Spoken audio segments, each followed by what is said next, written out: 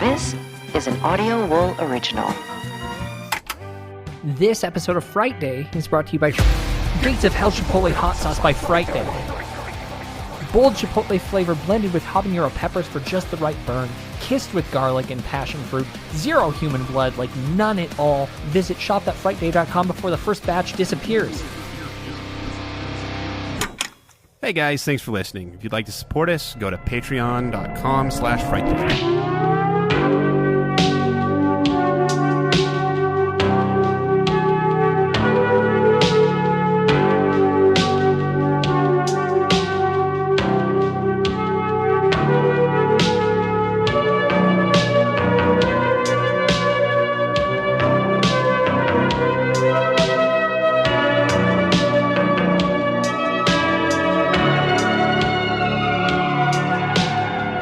It is Frightday. I'm your host, Byron. And people are great. Walking around, smiling, waving, tipping hats, and opening doors for each other. That is, of course, when we're not cutting off each other's tits, f***ing their eye sockets, or calling people filthy cunts and real hot sluts. Is everyone actually violent and depraved? Also, I don't know that you should use quotes. We'll talk about that tonight as we review Rob Jabbaz's The Sadness. I'm joined tonight by Kelly. Yo. And Sam can't make it because he's stuck on the subway. I don't know how to... I think we need to talk about something, especially considering I imagine it's gonna be peppered in your review of this episode a little bit. In general, some pretty awful stuff has happened recently. It's a terrible world. And we are continuing our coverage of the tragedy that unfolded inside a Uvalde elementary school. This is Sky 12 flying over the scene where 14 students and one teacher were killed days before the school year was set to end. The shooter, 18-year-old.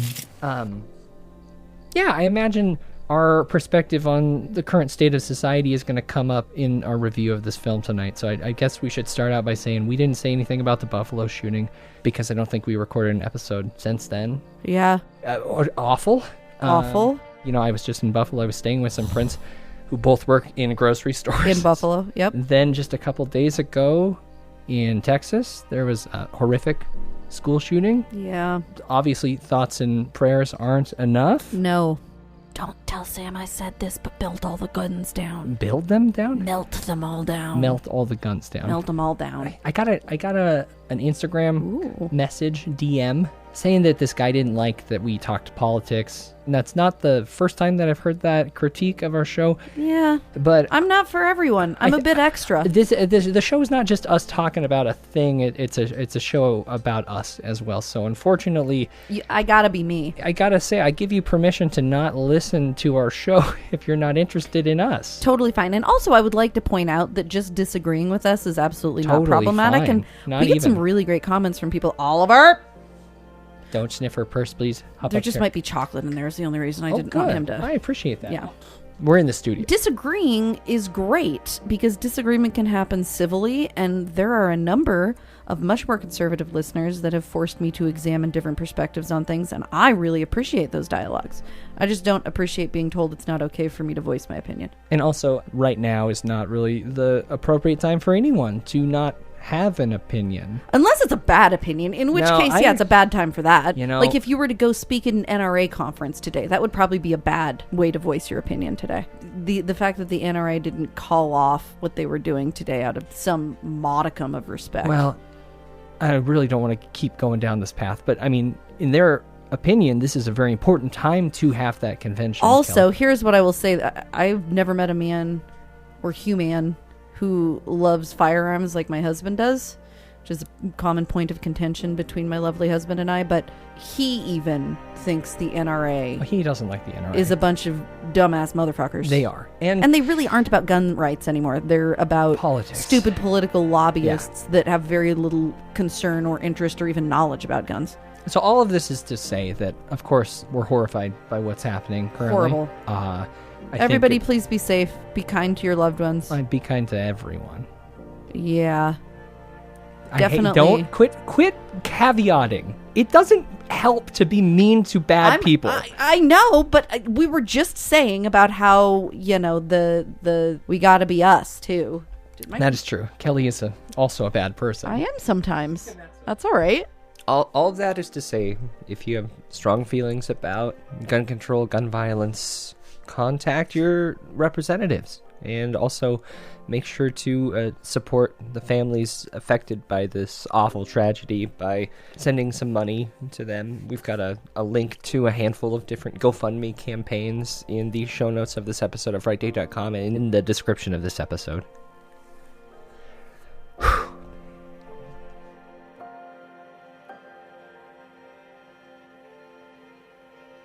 All right, we're going to talk about some bad stuff, and it's exciting and fun because it's fictional and horror, and that's what we're going to do. So appreciate you sitting through that. I just felt like it was an important thing to maybe bring up because, we've danced around our personal thoughts quite a bit in the past 7 years of this podcast. Yeah, and then as I get old, I'm just like the crotchety old lady that's like, I don't really care if you agree with me or not. Because I don't. I don't, actually. I'm also completely shameless after years of therapy, so. Well, congratulations, Kelly. Yep. Oh, no. More comments? No, they're rolling in real time, Kelly. It's not great. It's fine. We got to get to work, Kelly. Because, of course, these DVD copies of Bowling for Columbine aren't going to put themselves away. Cool. It's time for staff picks. They say so much, but they never tell you if it's any good.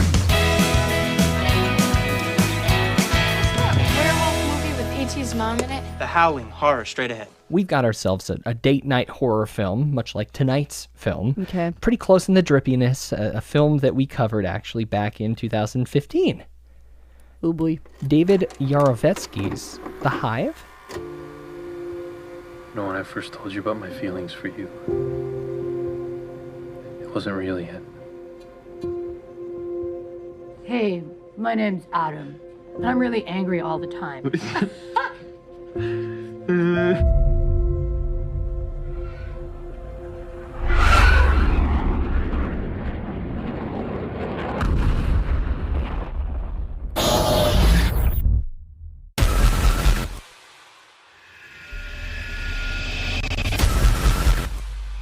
What is going on?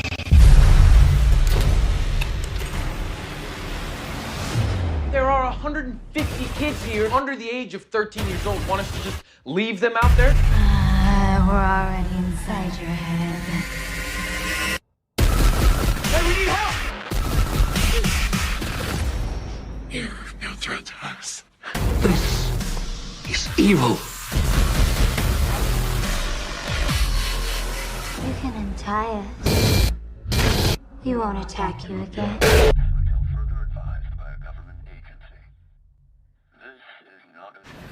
What the hell is going on? Okay. Remember it? No, not very memorable. I think you do. It was episode 47 of our show. Trigger something. Of course. That doesn't involve a trigger. Triggers. An amnesiac must reach back into his mind for memories that will help him save the love of his life before a virus completely takes over. Nope. No, really? Nope. All right, well, it's described as Evil Dead meets Memento. I'm surprised you don't remember it. So this asteroid crashes outside of a summer camp, and the increasingly infected counselors struggle to protect the campers, figure out what's happening, and to hold on to what they know or figure out what they have forgotten. Yeah, it sounds pretty good.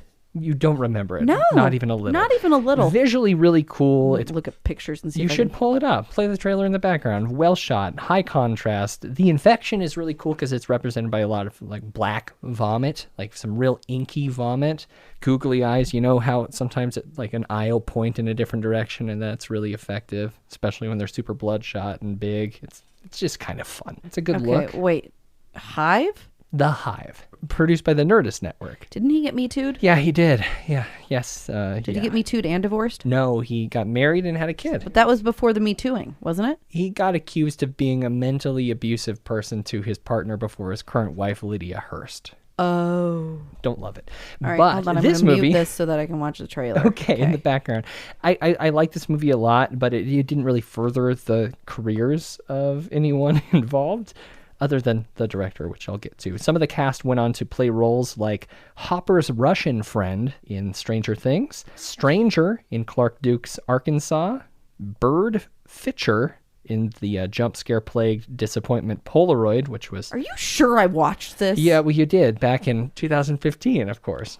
And then they played lots of great one-episode guest roles in TV shows. But Gabriel Basso did play J.D. Vance in the Ron Howard film Hillbilly Elegy, which I haven't seen, but does currently hold a 25% critic score on Rotten Tomatoes. What? Don't remember this film at all. This is so weird because I'm watching the preview or the trailer. Nothing. Literally nothing. I feel like I didn't watch this. Well, you did, and I urge everyone to go back to episode 47 and tell us what Kelly said. Tweet us at Frightday. Yeah, somebody tell me what I said about this one. Yeah, she might have enjoyed it. Did you watch Hillbilly? No, I did not see Hillbilly Elegy, though I do love Glenn Close, but I did not watch it. Yeah. Thoughts? Have you seen it? No, it's got Amy Adams too, yeah. I like this quote, though. It's an Oscar-friendly narrative of personal triumph in the face of great hardship, a movie designed to end with an uplifting epigraph. It also is one of the worst movies of the year. Really? Why was it one of the worst movies of the year? That's just what they said. That's what they said at the end of that fun sentence. But I digress.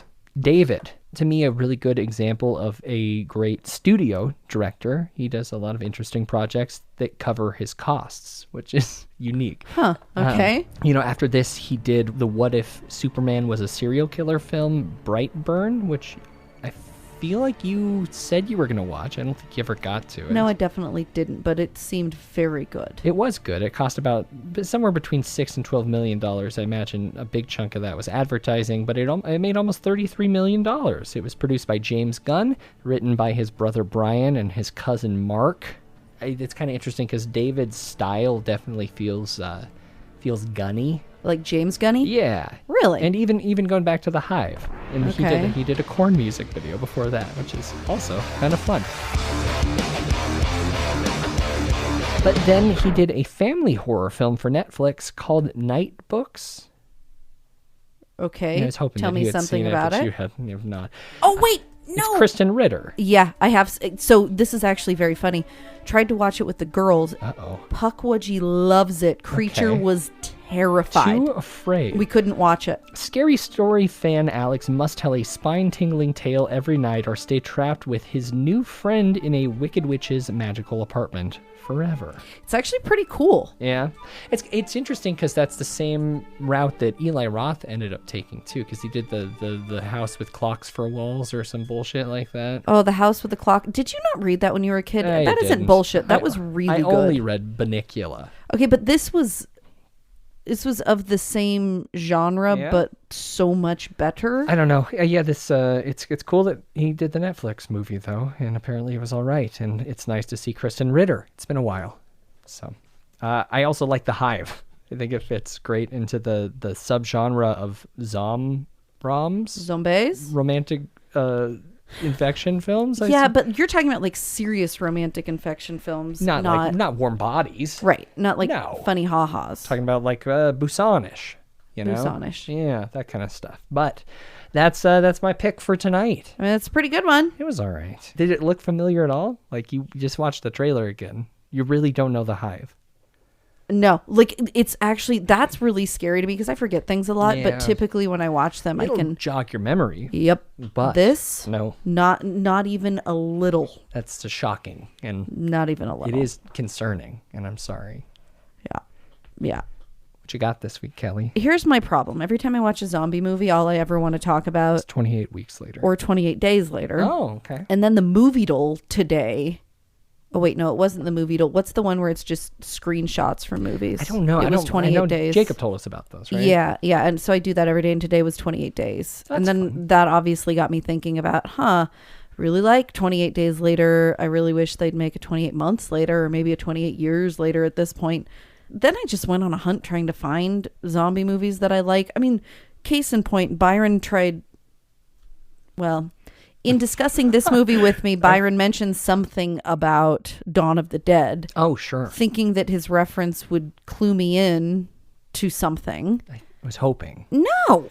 Didn't remember. No. Zombie movies have such little impact with me that I struggle to retain any appreciation or even memory of them. Case in point, the one that Byron just brought up. So as I was looking through, truth be told, I have no idea if I've seen this movie or if I haven't seen this movie, but as I was looking through other scary zombie outbreak related movies that seemed worth watching, the first one that I came to that didn't seem to suck. Okay. When I read about it and watched the trailer, turns out that it actually has absolutely horrific reviews, but I'm still tempted to watch it. You're leaning in. I'm leaning in really hard. You gonna tell me what the it's called? The trailer actually says a fiction based on realistic events. I'd love to know what it's called. Face of Evil. Today our country fell victim to another tragic mass shooting by the hands of a troubled. Americans feel less secure in their homes since the new terrorist branch is now seeding into our homeland and they strike.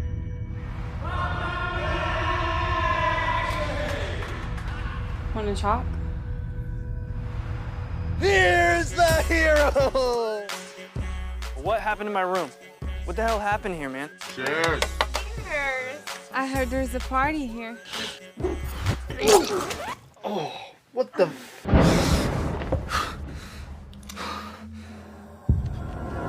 It is an unusual epidemic. We don't really know what causes it yet. Nothing that can't be cured, though. What do you think is going on? You know damn well what's going on. Why don't you just look outside? Why an epidemic?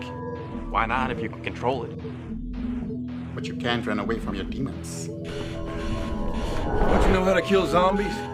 Pop culture. I'm gonna die. They're not freaking zombies. They're looking for us. Can't leave a trace if you get it. They know everything. Who's Dr. Clark? I'm a bet you should be taking care of us. You a terrorist? Are you infected? How do we know who's safe? You don't. Trust nobody. Never heard of it. Yep. This is what you're recommending to the folks. I don't know that I'm recommending it to anyone. Here's what I am saying. I am saying that when I looked for a zombie movie to watch. Okay. I mean, it looks like a homemade movie. It does appear that way. A war vet returns home, but a mysterious epidemic breaks out and infects his friends. The nightmare has just begun. Yeah, I want you to keep watching. Are you watching the trailer? No, I mean, I could, for sure. So I want you to watch it for a few seconds because the beginning of it is like, okay, like this looks like it could be something relatively interesting. And then it crosses a line and quickly becomes, oh, this might be like what was that one that was the worst movie ever? Muck. It very quickly. You think it might run amok? It looks like it's running amok. All right. I'm looking at a picture of Vito Danatolo right now. This guy doesn't run amok. This guy doesn't even run a mile. Okay, that's amazing. Look at this guy. I mean, he was the director of a film called John. Come on. Another toy? 2 more? Come here. Get out of there. No more squeakers, bud. This is your toy. You may not play with loud toys. You cannot. You cannot do it. You can play with the rope. Go lay down. Go lay down. You're a good boy. Lay down. I love you. I don't really think that I'm necessarily telling people they should watch it. You can't. But I am saying this is the next movie in this genre that I'm going to go on and watch because it looks entertaining and these ones just don't stick with me very much. It doesn't look like it's terribly shot. I just imagine the concept is bad. You know, if you don't have the budget for an infection film. And so that's my joke recommendation. And then my serious recommendation is pushing the borders because it's definitely outside the horror genre, but it is a pandemic movie. Oh. And I think it's an incredibly good movie and very, very well done. It's a little flickaroo called Children of Men. That's a good one. That's a yeah, good do you call. remember that? Of course I remember Children of Men, one of the best cinematic oneers in history. What do you mean cinematic oneers? It's like a 20-minute single take shot. Oh, single take shots. Oneers. It's called a oneer in the biz. I didn't know that was a oneer. Keep up with it. I'm really, really sorry. Clive Owen, what happened to him, by the way? You want me to figure out what's happening with Clive Owen? Yeah, he was a phenomenal actor. This and then Closer. Do you remember Closer? You're obsessed with Closer. It traumatized me. Yeah. In ways that real life things traumatize normal people, that movie traumatized me. That looks like he was in the last season of American Crime Crime Story, which I believe... Oh, was he Bill Clinton in the Monica Lewinsky scandal season of American Crime Story? Really? I think he was. Yeah. I'm struggling to picture him. William Jefferson Clinton. Oh, that's funny. Yeah. And it was a good season. I liked it. It's got Beanie, remember? Beanie Fields. Oh, I do love her. Yeah. Well, Children of Men has Julianne Moore, Michael Caine, Clive Owen. Oh, of course, and you should maybe tell people... She would tell... what it's about as well. Sorry. Dystopian future where women are no longer able to conceive. Yep. And there's this magically pregnant woman, a woman of color, who is... miraculously pregnant. Yeah. I would like to rewatch it because I haven't seen it in a number of years. And the fact that she is a woman of color and the only person that's pregnant, I think that there's probably more to unpack there. I would imagine. Now than there was, 16 years ago when it came out. The other thing that's interesting is it takes place in 2027, which I remember when it came out felt like forever. Old people and now over here. we're like 5 years out. Well, it's an interesting movie too because like even then the political climate in that world, like they're trying to get her to a safer, more ethical group who would help her through her pregnancy and also look into how and why she achieved rather pregnancy. than it being a Mengele situation. Yeah. But Alfonso Cuarón, I hope I'm saying that right. You remember him? Oh yeah, what is he doing too? Well, he did Gravity, and then he did. Then he died? No, he did a little film a couple of years ago. Didn't get a lot of traction. Roma. Tomatoes? I believe Academy Award nominated, at least potentially winning. Interesting. You don't remember that? Nope. You and I haven't done an Oscars thing in quite some time. We need to be a little bit more prepared about that. I'm sorry, I was out of town for the Oscars this year. What? Really? Yeah, I'm sorry. Okay, well. He's doing the screenplay for A Boy and His Shoe.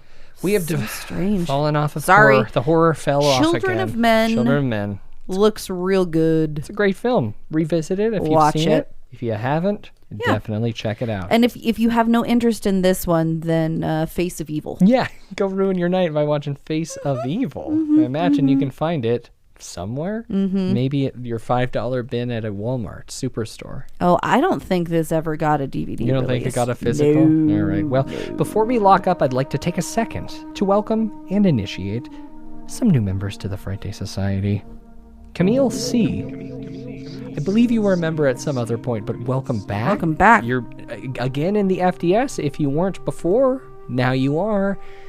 I have this new idea, and I'm not sure if Byron likes it or not. Sometimes he tries to be okay with my ideas just as like, oh, let me check my scoreboard here. And yes, I have shot down the last 76 ideas Kelly's had, so I got to pretend like one of them's okay. So this is the one I'm going to pick. Yeah, what you got? You know how we do It's Been a Weird Week. I like It's Been a Weird Local Week, and just like very weird local stories. Gotta workshop the title. Okay, right. You can come up with a different title. I'm fine with that. I'm not attached there. But bottom line, what I'm asking Camille to do... Send in a fun local story? Yep. The weirdest local story you can find from the last 6 months. 6? I say 6 because weird shit happens around the first of the year and around Christmas. We don't know where Camille lives. She could live in the middle of heck nowhere. There could be nothing going on. It's true. So you're right. 6 months is fine. 6 months. Welcome. Bingo. Appreciate you. Kenneth L. Thank you. Welcome. Hi, Kenneth. You're a member now. Welcome. Kenneth, Kenny, Ken. You're just like that guy that saw those UFOs right before Roswell. Remember that, Kenneth? Arnold? Yeah. Did I? Oh, God. I'm so proud of you. See, you remember nothing. I remember everything, but couldn't pull it off without my triggers. Yep. Yep, it's true. Great. Oh, Kenneth. Same thing. Yeah, I was gonna say, like, I don't mean to sound just next week unoriginal. I promise. No, but I feel like that is a really fun thing, and so we're pitching a new show, right? Because there's weird local stuff that just never gets picked up by the national news, but can sometimes be way more fun. Like the story I sent you today. Well, believe me, it's phenomenal. You know, I've driven by that bar a million times. There's so scary. A life-size wood cutout of a naked woman in a beer stein. I had to explain that one to the kids a couple of times. She's got good hangers. Well, she did.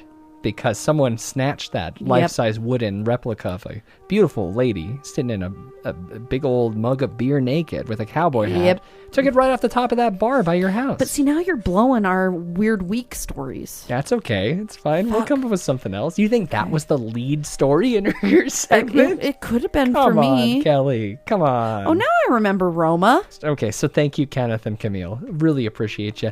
And, if you want to be like them, you could visit cult.frightday.com and get access to, I believe it's nearing 100 episodes of bonus content, at least over 80 of Behind the Screams, of course, the show behind the show, episodes of Cinema Autopsy. You heard one of those a couple weeks back.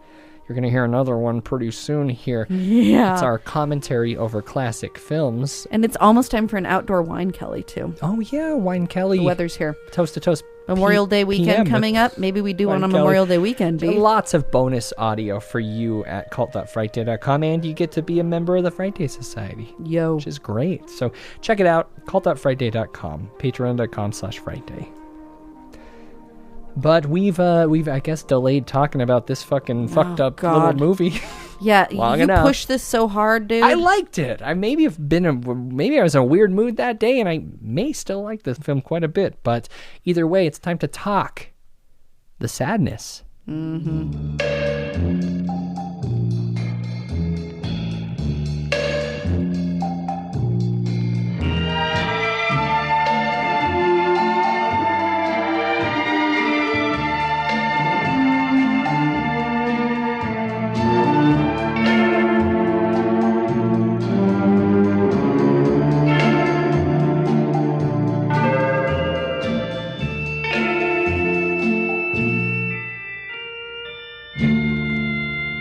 We hope you're enjoying your visit here this evening. Now, on with the show. Makes me sad. The Sadness is a 2021 Taiwanese horror film written and directed by Canadian filmmaker Rob Jabbaz. Can I ask a question, Byron? Well, after I say this.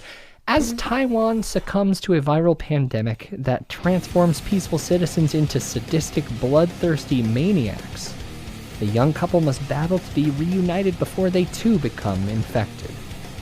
Yes, Kelly, what? What determines the country of origin for a movie? So, for example... They call it a Canadian-Taiwanese film, right? Well, they call it a Taiwanese film. I guess maybe the ethnicity of the actors as well, because, like, if you take a bunch of Americans and shoot something in, like, I don't know, South America, but there are Jamaica. times where it doesn't work that way. Like, it is very weird to me. It is weird, yeah. Okay, I'm going to throw out this example just because you said Jamaica. Sure. Cool Runnings. Cool Runnings. Mostly Jamaican actors actors. probably shot in the United States. It was shot partially in Canada for the Olympics, of but course, also the rest of it was John shot Candy's in Jamaica. Canadian, yeah. How is that an American movie? Just saying, it seems a little weird. Is Cool Running, well, also the director and maybe the production company as well. Yep. American sports film, directed by John Turteltaub. American. Yeah, well. That said, this movie made me sick. We're going to talk a little bit about Rob before you get all fucking grossed out. Okay. Rob, I didn't do my bio homework this week. I do apologize. But I was able to pull up your official website, and I clicked through that a little bit. You're a wonderful artist. I don't know, Kelly, I'll turn my big monitor here for you. Not my jam. It just also happens to be a Tumblr page, which is interesting. Huh. I love a good parody. He's got a Ninja Turtles parody logo. This is Your Life is Completely, and then in the turtle shell font here, it says Worthless. And then in the G.I. Joe's logo style, it says, Grow up, we are embarrassed for you. If you keep on scrolling down, there's a Monster Truck Jesus with a bunch of missiles. I do like the Monster Truck Jesus. And this is the poster for a short. That's kind of fun. From 2014. He's got a nude female bodybuilder that he drew here. Yeah, well, this really matches up with the... So pretty cool. Doesn't really have a bio, but I did click on his LinkedIn page. And it says, my name is Rob Jabbaz, and I'm a filmmaker. I was born and raised in Toronto, but I currently live in Taipei. I have a very strong background in animation, which he did do for a big chunk of his career. He's a lead animator from October 2014 through January 2016 in Taipei. I kind of get Jason Howden vibes from this a little bit, like Deathgasm, but this is a little bit more depraved than Deathgasm, of course. Yeah, yeah. Maybe equally bloody, but in that comparison, I did find out that Deathgasm 2 is happening. I don't know if you knew that. So that's cool. Gourmageddon they're calling it. Yeah. So this was Rob's first feature. It was released in theaters in Taiwan on the 22nd of January, 2021. It had its international premiere in August of 2021 at the Locarno Film Festival in Switzerland. I was just going to say, where is that? Very cool. Switzerland, yeah. I listened to an interview with him out of that festival, which I'll talk about in just a second. You did? Yeah. It was screened at the 25th Fantasia International Film Festival in August of 2021, followed by Fantastic Fest. That says a lot about this film already. Both of those festivals are like the weirdest, most extreme film festivals that we have not been to either of them, unfortunately.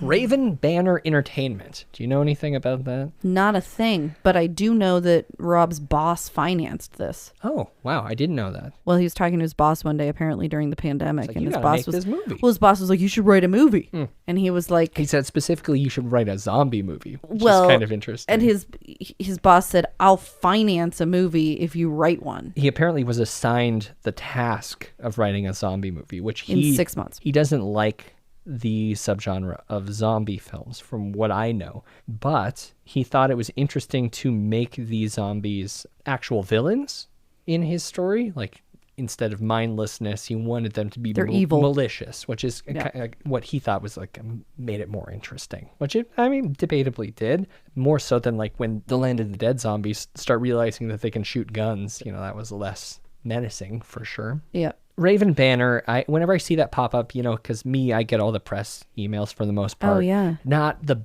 best track record. Not a good track record. Of quality. So this could be like what Mr. Robot did for USA? Kind of. Or like what's that found footage movie about the haunted house, Hell House, LLC. Oh, I do love those. That was a Terror Films production, which not a very great track record. I was going to say, I don't know if they've done anything good since, so that may not be good. But yeah, April 2022, it was confirmed that this would be streaming on Shudder starting May 12th, which is where we saw it, and it's where you can see it now.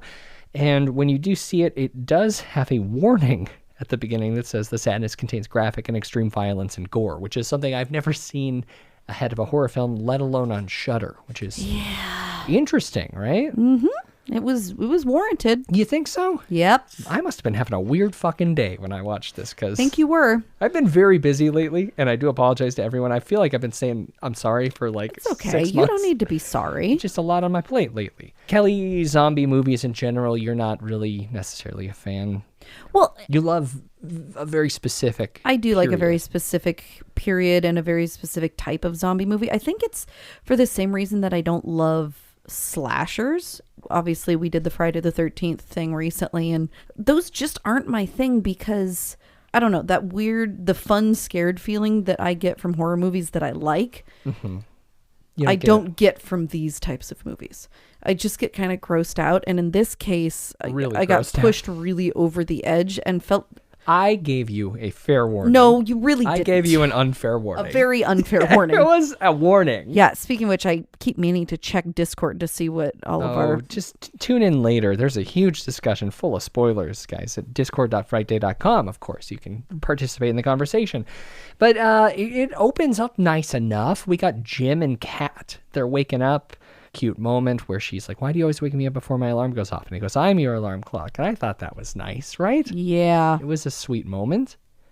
Yeah. Get off Discord. I just want to see all the people that were trying to save me from this movie. A lot of people. For weeks have been, because this has been one I told was happening a couple weeks ago, and people were like, "You really think Kelly can handle it?" And no, the answer was no, she can't. Well, you made it. And I did make it only because I was watching it in broad daylight on my porch, Byron watching it. Yeah, Jim blew it though, right? No, at the beginning here, Jim. Character Jim. How did he blow it? Well, they booked that weekend getaway, and he double booked because he's some sort of freelancer. Oh yeah, he's like a photographer, an assistant, doing something having to do with a shoot. Had he not done that, they would have been fine. I don't think that's very true. No, of course not. But it does set you up for this. It seems like a pattern with Jim. He's not. Get off of Discord, please. People are responding to me already. I know. Just let them build up. I need you to move. Okay, sorry. Put it away. Sorry. Can't do that. What do you think about Jim, though? He's a bit of a dipshit. Yeah, he's a lovable goof. Yeah, he's a standard beta male. I don't know. He's fine. Right. Come on now. Kind of annoying. Yeah. Not too big of a deal. Not awful, not villainous, just No. meh. Kat has a meeting. She goes to work. Yeah, she goes to work. She's annoyed. Rightfully so. Yep. Jim experiences the zombie stuff first. Well, actually, they both kind of do, because they see a gruesome crime scene, which he like rubbernecks towards and then apologizes for. Yeah. I mean, when you see right there, that's the first like over the top nugget drop of like, oh, look, they may not be infected, but they're still obsessed with violence. Look he can't help but look at it. Who wouldn't look at a blood-covered, sheet-covered body? That's my point, though. That's what the narrative is trying to drive home. I thought that's what it would be, but in the interview with the director, Rob, he only stated that, I guess his thesis about this whole film was like... malicious zombies, essentially. Well, no, but he wanted to tap into the motive of unmotivated violence. You mind your business, try to be a good person, but you still are going to get attacked. That was what he was thinking, which I think is kind of like... I think he touches on a few different things in different interviews, but the part that bothered me the most was just overt sexualization of all of it, to a point where one of two things I take away, and that is either he was making a social commentary, or he just was using this like as an outlet for his own violent fetishes. Well, I think he was just curious about exploring what things actually scared him. I guess. I don't know. The first zombieing, though, Jim stops to get some food, and an old lady comes in acting confused. Someone tries to go help her, and she ends up slamming his fucking face in a deep fryer and peeling off his skin. Yeah. Cool display of practical effects. Okay, yeah. Sure. And then Jim runs into the street, and then there's suddenly a lot more. There's chaos. Yeah, I mean, one like jumps off of a 3-story building and breaks their legs, like full-blown nutso zombie situation, folks. So here's one of the reasons that I do think, and I don't want to go too far down this rabbit hole, but I do think it was not just what scared him, but... Okay, so off the record, B... In one of the interviews, you can go back on record now. So no one knows what you just said. No, okay. In one of the interviews, he specifically says, Are we going back off the record? No, we're on the record. Okay. The interviewer, Kelly McNeely, says there's two parts that I'm thinking of. There's the one part with the bone saw, which we'll talk about later. And the other part that really spoke to me was the guys with the baseball bats. Cool, and I would love to go back and talk in detail as soon as we get there. Rob says, those parts are cool. I especially like the bone saw part.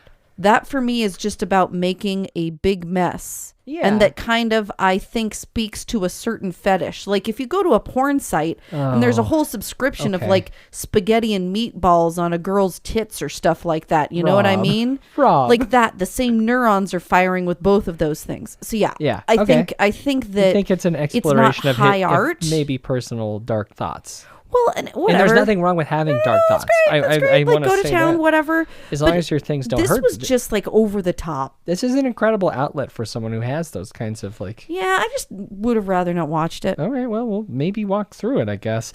Jim makes it back to his apartment house, tries to call his lady, turns on the TV. The sound I absolutely adore in every horror film, the emergency broadcast. Queen!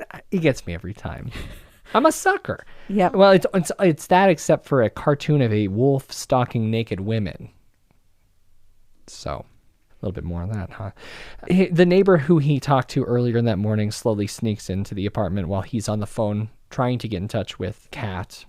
He sneakily does a burning number on Jim's hand with like a large shear that he was using on plants. Cuts off some digits of Jim's hand, and his name is Mr. Lin. He chews on the fingers. Yep. Looking super yummy fingers. Deranged, horny. They've got this look in their face. Yeah, see, everything's sexual. Well, it is sexual. I mean, all of it. I think that's kind of the point. In that interview that I watched with Rob, he's talking about, like, it was called the sadness. So he wanted people crying to be an early symptom of getting the infection. But then he said he forgot to do that while shooting the film. Yeah, because he was too busy jacking off. You would come. Oh, right. You have to be. Rob, you're an artiste, and you made an incredible film. That. It's fine. You can talk directly to Rob right now if you have something to say to him. I just think this is Okay. Pause for a minute. Okay. There is one of my favorite children's books that my children have. And the book, I think, has great relevance to this movie. Is it called The Three Little Bears Held a Man Down and Stomped His Arm on a Stair? Nope, it's called Square. Okay. By Mac Barnett. And the whole idea is there's this square. Literally a personified square. Yeah. Every day he hangs out and he rolls rocks out of a cave. And one day his friend Circle comes by and looks at the rock that he rolled out of the cave and is like... This is a truly unique episode. I love that. And is like, wow, that's an amazing piece of art. The rock. Square. And Square goes, is it? And Circle's like, yeah, you're a genius. You're an artistic genius. It's a sculpture of you. It's a perfect sculpture of you because it was a square-shaped rock. Yeah. I need you to make one for me. Can I come back tomorrow? Will you make one for me and I'll come back tomorrow? And Square's like, okay. Square spends all night trying to chisel away at another rock to make it look like a circle. And he's real depressed and it's raining and he can't make it work. And he finally gives up and he's like passes out next to a puddle and wakes up in the morning and Circle comes and looks.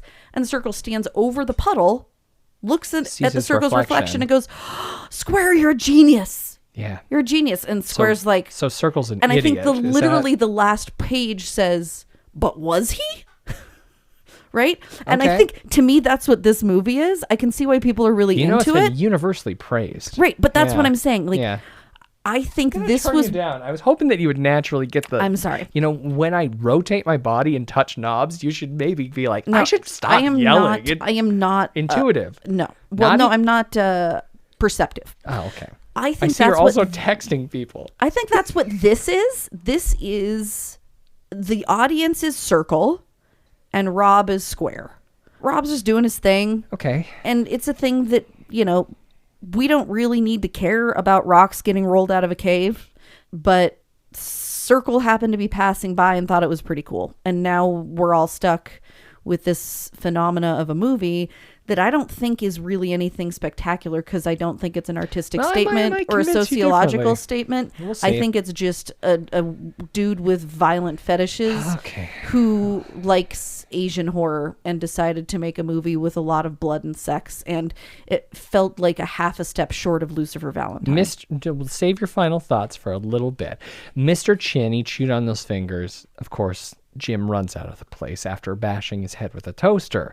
Like I said, someone gets their arm stomped. Like a group holds a guy's arm on a staircase and they, I guess, stair stomp his arm, which is pretty... I was going to say cool. I can't say cool anymore. Can we not go through like all of the little bits of violence Those are that the happen? things that make this an interesting movie for me. Yeah, but here's the thing. Like, can we pick maybe 3 of those? Of course. If you want to talk about the baseball bats, we can talk about the baseball bats. I've got two sequences here. Okay. The subway scene. Absolutely love this. And this is really... Love. Well, it's despicable. It's got some real incel behavior. This businessman is sitting next to Kat while she's reading. Very incel behavior, I would agree. Doing that typical gross, like, what are you reading? And it's pretty apparent that she doesn't want to talk about it. And he keeps pushing and pushing and pushing until she finally has a reaction that is firm, but of course it's interpreted as uppity. And he's just like, I'm just trying to be nice, and you're basically being a B word, which is, like I said, very incel-y behavior. His grossness is interrupted. I will say, this rivals the bus party scene from Texas Chainsaw as the most bloody and brutal scene of the year. This one? On the subway scene. It was bad, but I feel like it got What do a you lot mean worse. It was bad? No, I'm just saying I think it got worse than this. I don't think that this was the You think bloodiest. it got bloodier? Remember that guy gets stabbed in the neck and there's a huge burst of blood that sprays and hits the top? I remember that. He talked a little bit about that idea because obviously that's more blood than is in a human body. First of all, he was heavily inspired by Sam Raimi in general. But then he said he was inspired in that sequence or with the violence throughout the film by Fede Alvarez's Evil Dead from 2013. He pointed out how he really enjoyed, like, well, you hate it when I say enjoyed or cool or liked. Let's see, how do I say this? That Fede is really good at balancing the reality and the humor of violence. That scene, when it reaches the absurdity point, then it really becomes something that can be more enjoyed than just someone like loosely stabbing people in the side inside of a subway train, you know? Okay, that's fine. It was a great sequence. And what I really enjoyed about it, it wasn't one intensity the whole time. Like it was definitely like varying, staggered, and it had a pace that, I don't know, made it incredibly effective. And I guess, I mean, I don't want to talk too much about it if you don't want to talk about it. She meets a friend, Molly, on the bus, whose eye gets poked out by the businessman's umbrella because turns out the businessman is also infected, and several other people are infected. And the businessman is, like, as gross as he is to pretty women, he's equally evil and gross to less pretty women, and so he's just a very gross person disgusting. In general. Yeah, I mean, he chases them out of the subway when they escape that finally, and says that he's going to hunt them down. Well, and cut off their tits and fuck them to death, and have dogs fuck them to death. And then they make it out of this gate at the end of a big long tunnel, and he's sticking his tongue through the thing, going la la la la la, like being a gross pervert. Yep. But they meet some guy. I didn't bother to write down his name. I called him the comic relief. The coward? Yeah, the coward. Well, is that his credited call him the title? coward. I like that. I don't know if that's his credit, but that's what I'm calling him. Yeah, he sucks. They bop him on the nose because he was trying to lock him in there because he's the coward, of course. They end up making it to the hospital, but while they're making that journey, Jim is touring the depravity and devastation on a scooter that he stole. He's driving by rape, extreme violence. He finds the quick route is blocked, so he has to turn back, and he finds himself a pickup basketball game. And by that I mean a game on a basketball court where a group of kids pick up a guy and ram his balls into a pole wrapped in barbed wire. Yep. I don't know. You have any thoughts about this sequence? Yeah, I think this is the type of thing that was utterly unnecessary to ever show up on film. I mean, even like the big reveal, like Jim rushes in to try to save this man who has also been brutally assaulted with a baseball bat, hit right in the head.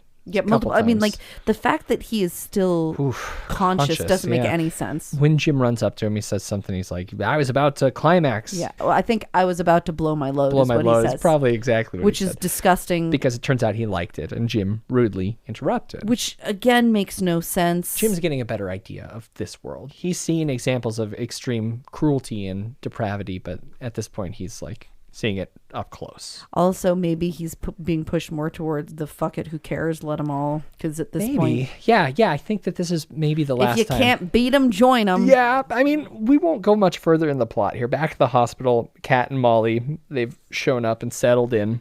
This hospital, though, waiting room was filled with people, guarded by 2 police officers. The entrance is a glass door. All of a sudden, though, the Republic of China press conference starts playing on a wall-mounted... Oh, yeah, this was fun. This reminded me of...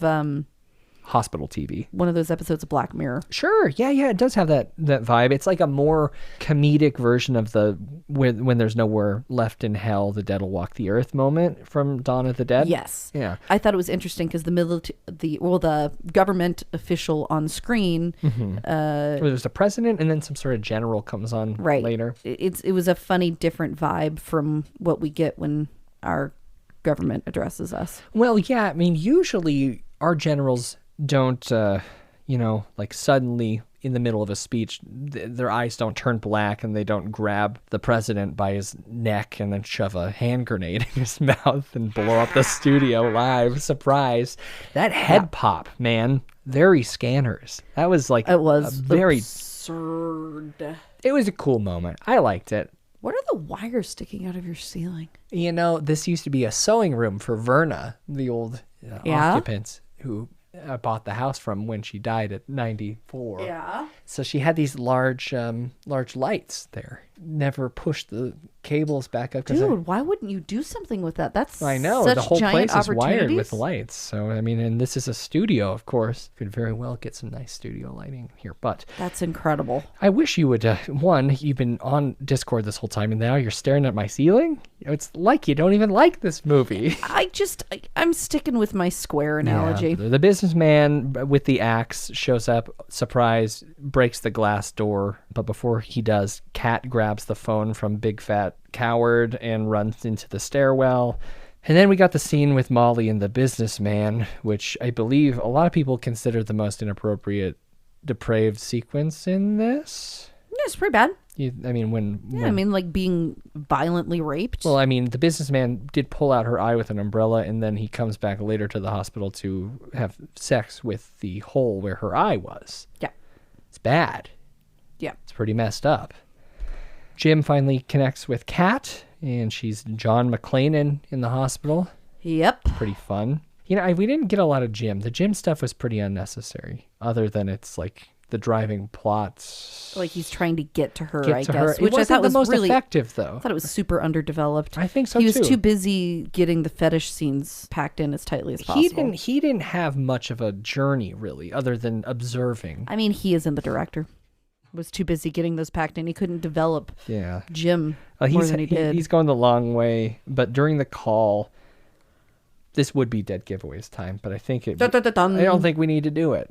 Yeah. I don't think we need to do it.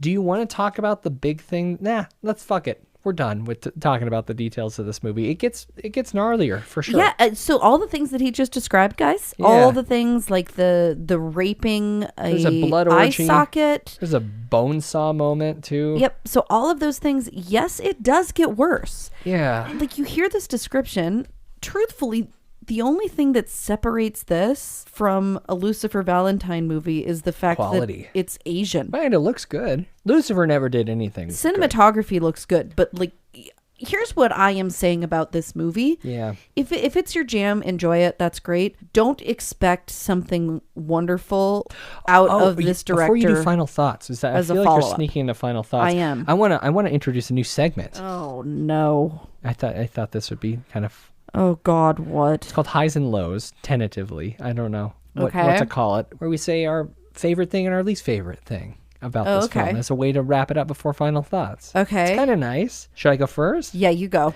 So my low. I'm not a fan of sexual violence being handled casually. I think that it's kind of fucked up. Mm-hmm. In Byron's book, not fun. Yep. Not fun. Yep. But the high, I do love that subway stab sequence that Kelly was pretty dismissive about. I think that it's probably the most claustrophobic one of those I've seen in a bit. There's often situations in horror films where people are confined, but that one, for some reason, really had my heart going. Like, really? Yeah. Okay. I don't know what it was. I mentioned it a little bit. It's kind of the way it breathes. There's some air in between these really shocking moments, and there's also a couple surprises in it too. It made it a very effective sequence. So it's my high and my low. Your high and your low. I gotta come up with a better name than that, but we'll see. Peaks and valleys. Do you want heaven and hell. Oh, that's kind of fun. I'd love to think about that. My high. You want to start with the high? Yep. Okay. My high for this movie. My high was. Uh-oh. It did end at some point. Nope, I got to come up with a high. know. Hold on. I got to come want you up to with be a something. brat. It was 99 minutes. Yeah, but I can't be that mean. My high was the nose biting. I thought the nose bite was pretty fun. It was a good nose bite. Is it better or worse than the nose removal in The Northman? Worse. And that's a film that you already didn't enjoy? I'll tell you what. The Northman, I'd watch on repeat for a month before rewatching this one. Daily. The sexual violence elements of this. Is this your low? Yeah. Well, that's why I would prefer the Northman nose scene. But the nose scene I thought was an interesting piece. When I finished this movie, Byron, my low point was feeling like I'd just been tricked into watching a Serbian film. Yeah, I did kind of fuck you up. Yeah, because I will publicly apologize. This was just past a line for me, and it's fine if people enjoy this. Hardcore violent horror isn't my thing, and it's not that this is going to haunt my night, like my dreams or anything. It just wasn't enjoyable. No, and I enjoy the adrenaline of getting scared from scary movies. That's why I like them. And this doesn't do it. This doesn't do it for me at all. And so my low was really feeling like I was watching homemade porn. It's like last week we talked about World's Fair. It would be like if that character's fan fiction, yeah, went in a different direction. Yeah. I don't think anybody should expect a repeat performance out of this guy, because I think that, to borrow a phrase from his movie, he's blown his load. Wow. Yeah. I'm not a fan. I understand why people would be, but I can't in good conscience give The Sadness anything higher than 4.5 undeserved genius accolades for Rob. Let's see what I wrote before we talked about this movie. What if Train to Busan was really gross and mean? Well, that's this movie. Does it make choices that narrow down the audience of who would enjoy it? Absolutely. Almost entirely. Did I enjoy it? I did. That's okay. Why? I really don't know. You like bloody things more than I do. Maybe it's refreshing to know there's still fucked up films being made and that there's still some flexibility in the zombie subgenre. Or maybe it's comforting to know that there is still room for our world to get worse than it is right now. That could be it too. It's also got some really wonderful practical effects. That's true. Yeah.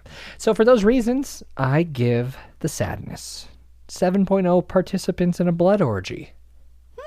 And those are our thoughts on The Sadness, which a lot of people enjoyed. It got New Flesh Award for Best First Feature from Fantasia, Best Horror Film from Fantastic Fest, Best Horror Director. Also, it got the Best Sex from Grimfest 20. Oh, that's really SFX. Sorry, special effects. Pardon me. It did get Best Sex from, what is this? Rob Jabbaz's Bedroom Film Festival. Yeah, pretty much. I don't know. I want to know what you think, listener. Once you've seen this film, which of course again is available now on Shudder, why don't you reach out to us on Twitter or Instagram? It's at Frightday. You can send us an email, contact@frightday.com. It's been a heated discussion in the Discord server, discord.frightday.com. And of course, if you're not there yet, there's always the Facebook group, facebook.com/group/frightday. I want to hear from you. Can I read one quote now that we've actually given our reviews? Because I want you to hear something that he said in a review that I think will probably color your impression of him a little bit. Okay. They don't make movies like this in Taiwan. This is the only one like it. And I had to push very, very hard. And I had to summon a lot of willpower to get it through.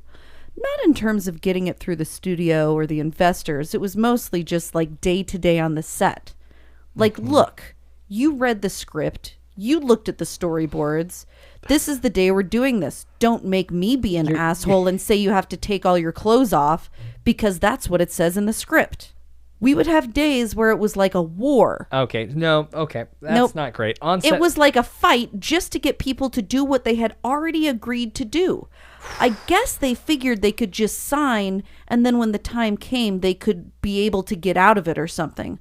So it required me to kind of be a little bit of a bully sometimes. But I mean, you have to use what you got, you know? And at the end of the day, your name is on the film. So basically what this boils down to is people felt completely unsafe on his set. And for those reasons, I give this film 5.0 participants in a blood orgy. That's like, no, man. Consent can change, my dude. Fucking stop being an asshole. Also, somebody might consent to something imagining that it's going to be a safe, supportive environment, and then get into the environment and have it be completely different. Yeah. I mean, like, if the director Sam Levinson from Euphoria can get in trouble for, like, asking people to do things, and when they push back whatsoever, he says, okay. Like, and he still gets kind of shit on for those types of comments, like, just for having the initial idea.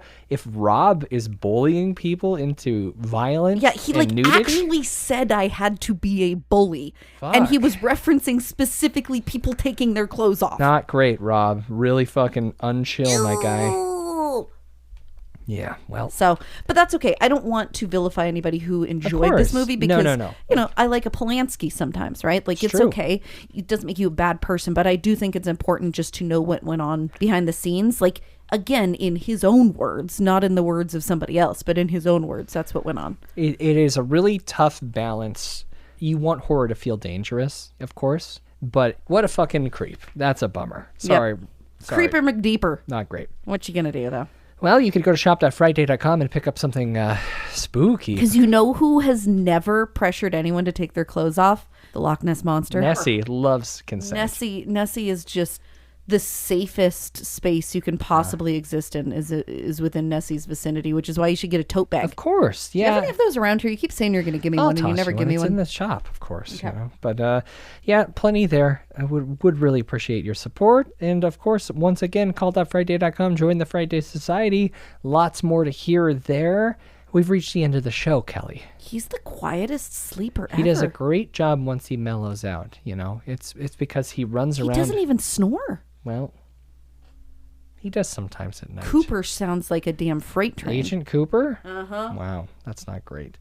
Kelly, until next week, where are you going to be? I'm going to be Moon June, and we've got a heck of a little lineup for you. So I have an amazing person that has come onto my team for my other business recently and is helping me organize my Google Drive, which is primarily stuff for my other business. This one. And she goes, so I was putting stuff in folders. Moon June? I mean, it's better than her being like, what the fuck is Turkey Month?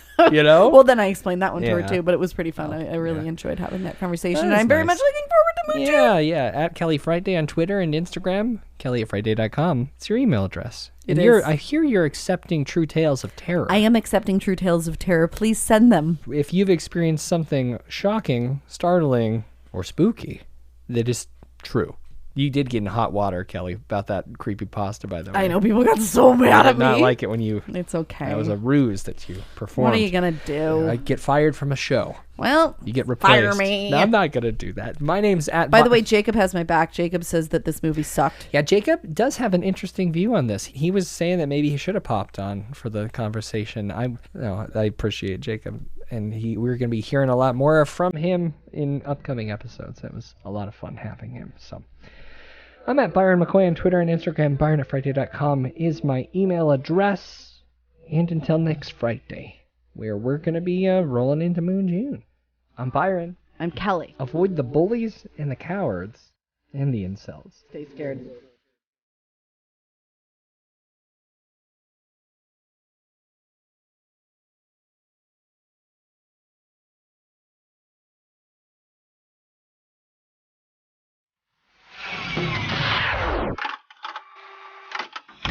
You've been listening to an Audio Wool original, produced by Byron McKoy, theme music provided by Cemeteries. For more programs like this, visit audiowool.co.